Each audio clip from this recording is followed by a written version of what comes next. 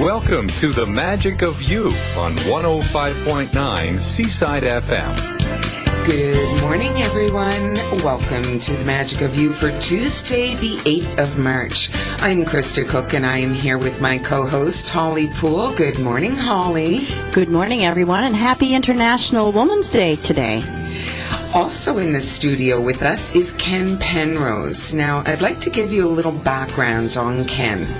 In 1996, Ken's focus on dealing with organizational change, loss, and transitions was enhanced by personal interest in hospice care and bereavement support. He became a volunteer at Hospice King Aurora after taking a 9-week York Region palliative care training program, and soon asked to join the bereavement team and started co-facilitating bereavement groups. He attended 3 King's College International Conferences on death and bereavement. Ken also became a certified grief counselor, completing 2 certification programs with the Canadian Centre for Bereavement Education and Grief Counseling. Now, in the early stages of Ken's education on loss and grief, he received word of his wife Marge's metastatic breast cancer.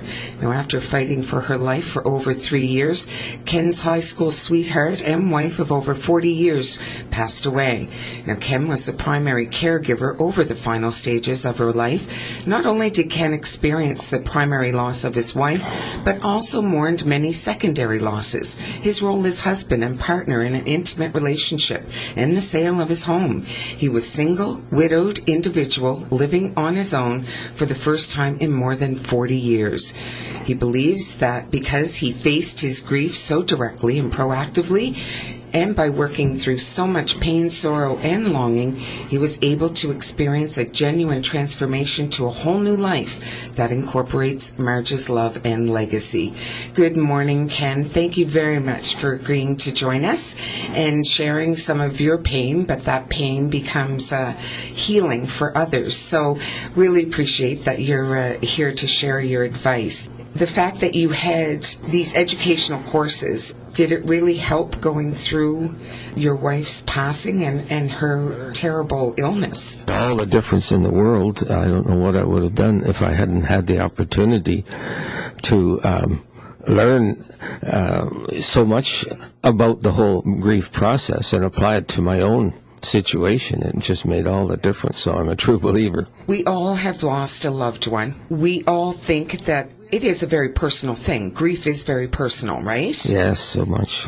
And it is not something that is a, checklist. No. So where do we start? For all those who have lost someone, where do we begin? Can you sort of explain to us what our thoughts should be? Well, the toughest thing to accept is allowing ourselves, kind of surrendering to grief.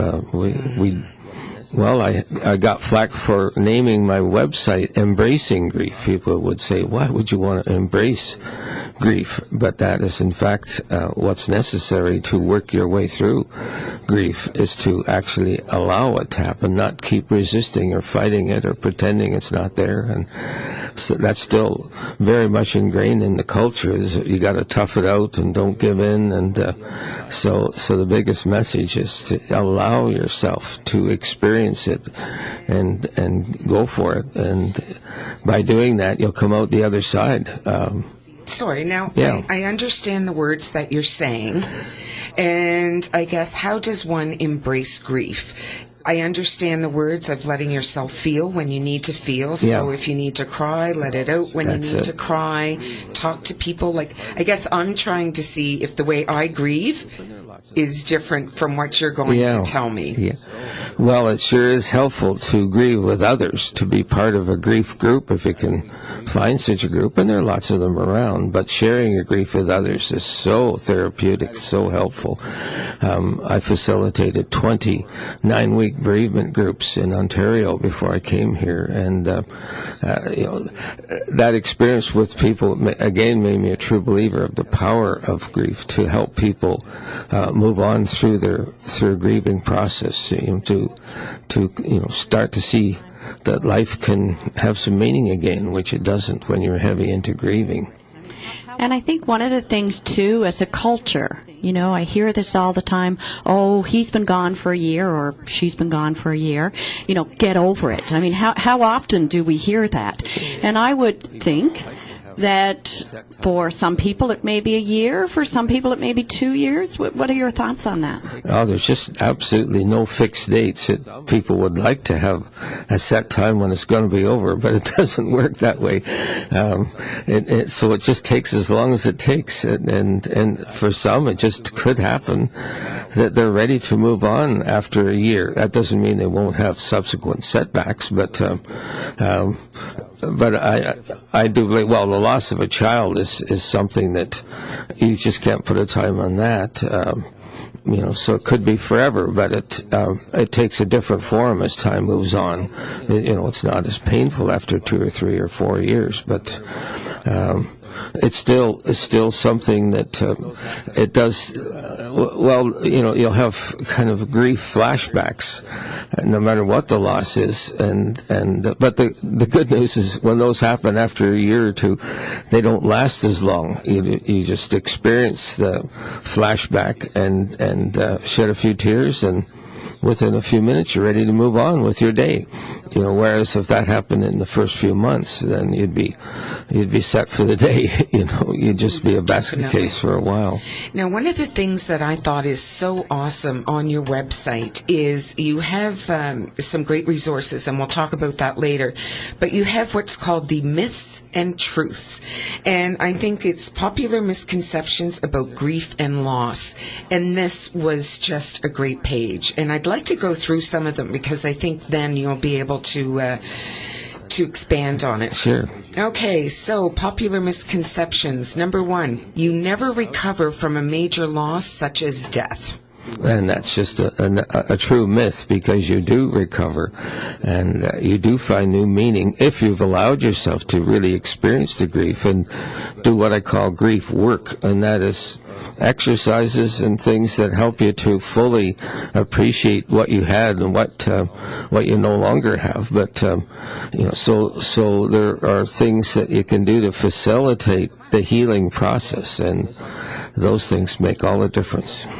So I guess for our number 2 in the list, time is the only healer for grief. Not so much.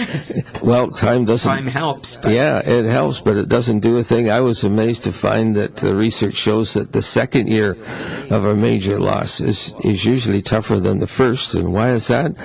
Well, again, it's tied with people not wanting to feel the pain. So the first year so often is focused on busy work or getting involved in doing things and never stopping for a minute, and or going on holidays. And so what happens in the second year, your system finally catches up. You just can't keep escaping and into busy work all the time. And so often for many people in groups, they would come in the second year and it was if they were just in the first few days or months, but they were really into doing the work then, and so they really worked through the healing when they got right down to business. Number 3, if you love someone too much, your grief will be worse. Absolutely not. There's no such thing as loving someone too much.